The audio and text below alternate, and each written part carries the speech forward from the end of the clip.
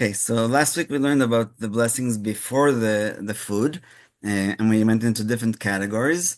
So, as an introduction to today, we'll basically learn about specifically about matzah because there's a difference between Ashkenazim and Sephardim for the blessing before and technically the blessing after as well. So, let's start with this is chapter 10. Halacha 5.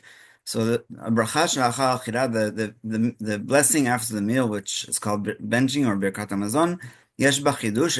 It's actually a new idea because since we already thanked Hashem in the blessing before eating, so we should not have to bless Hashem after. Even with mitzvot, we don't say after doing mezuzah, "Oh, thank you Hashem for allowing us to do a mezuzah" or something like that. So that's why he's saying that it's a chidush. And therefore, we were commanded in the Torah that when we eat and are satiated, we shall examine all the good that Hashem has poured onto us and given to us, and thank Hashem for all of that. As it says in Devarim, "Ve'achalta ve'savato v'varachta," that you should eat and be satiated and bless. Obviously, there's no commandment to eat, and there's no commandment to be satiated or full, but there is a commandment to bless. And Nachmanides, in his introduction, Ramban, basically says that the language of Devarim, Deuteronomy, is different because there's words like this that sound like it's a commandment, but it's really just a description of the situation. So there is, in second paragraph here, there is in this mitzvah a very important direction.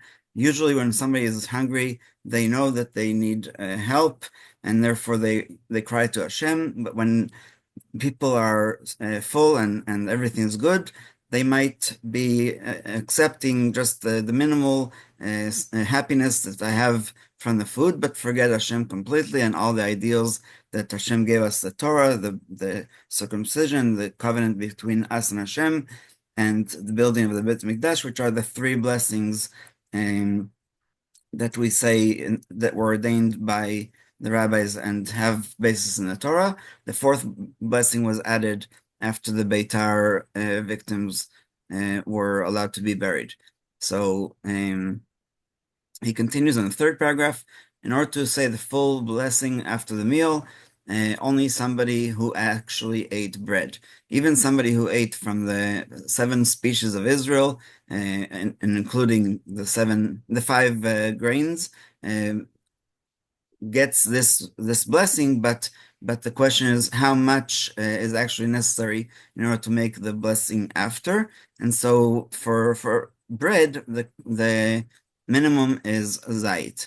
And so zayit is approximately 1 troyan ounce in terms of volume, and in terms of weight, I think they say that it's 27 grams, but I'm not sure how many that is in dry ounces in terms of weight.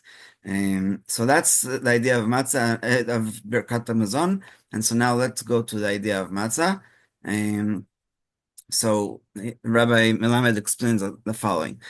Kasher kovim suda matzah, when we set our meal for the matzah, as we do Seder night, of course, but also other times if we have matzah, it is clear that we make on it hamotzi and the blessing after the meal.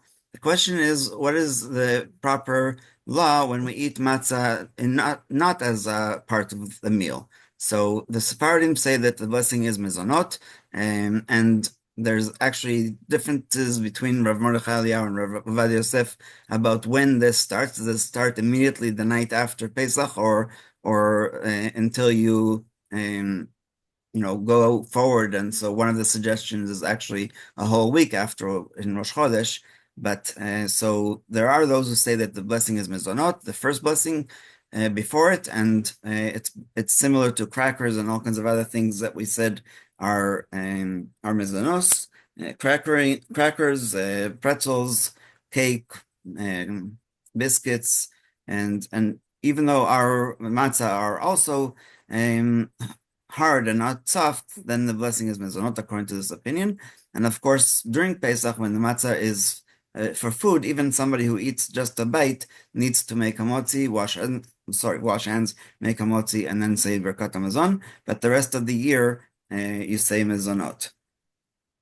according to the Ashkenazi poskim, no matter other poskim katvu that since matzah is considered bread on Pesach, and the whole idea was that they took the matzah with them to the journey in the desert. That's why, according to this opinion, the whole year round it's like bread, and so. Since the matzah is usually something that we do have a suda, if you ate sweets, even if you ate, a whole kilogram, I'm exaggerating, but even if you had a whole pound of cake or cookies or whatever, you're not going to say Birkat Hamazon afterwards, and you're not going to say, and so that's why the matzah is more important in that way. And last but not least, on Yom Tov, Chol Moed, and Rosh Chodesh, the sages ordained that the sanctity of the day be invoked in Birkat Hamazon, as eating on these holy days is not the same as eating during the week. It is endowed with sanctity and is a mitzvah. This invocation is made through the added paragraph of Ya'aleh V'Yavo in Birkat Hamazon. In it, we ask God to remember us in a good way on this special day, to have mercy upon us and to save us. This is inserted within the bracha of Bnei Yerushalayim because it too contains a request for mercy. And so the difference again about the matzah is, since eating bread at a Yom Tov meal is required, one who forgets to say Ya'aleh V'Yavo during Birkat Hamazon has not fulfilled his obligation and must repeat Birkat Hamazon. This is the custom of all Ashkenazim and some Sephardim. Other Sephardim maintain that there is no requirement to eat bread at a Yom Tov meal, with the exception of matzah, of course, because you have to eat matzah at the meal at the Seder. And therefore, one who forgets Ya'aleh V'Yavo does not repeat Birkat Hamazon. Only if Ya'aleh V'Yavo was forgotten on the first night of Pesach or Sukkot would one repeat Birkat Hamazon, because everyone agrees that at those meals, matzah or bread must be eaten. And I also managed to find a book of Art Scroll online that has all the laws of blessing in English. I will try to make the print a little bit bigger, but this is where he talks about the first blessing before eating. Why can't I move this? Okay, oh, maybe that was too much. So on page 243, it says the following. One may therefore question our custom of reciting a hamotzi on matzahs, since they too are dry, thin, and brittle. Indeed, Sephardic Jews customarily recite the mizonos on matzah, except on Pesach, when matzah is considered the bread of the festival.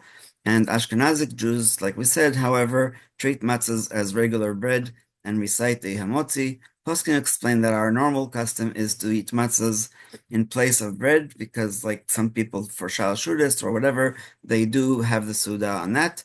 In addition, poskim question whether matzahs are sufficiently dry and brittle to be classified as pataba v'kisnin.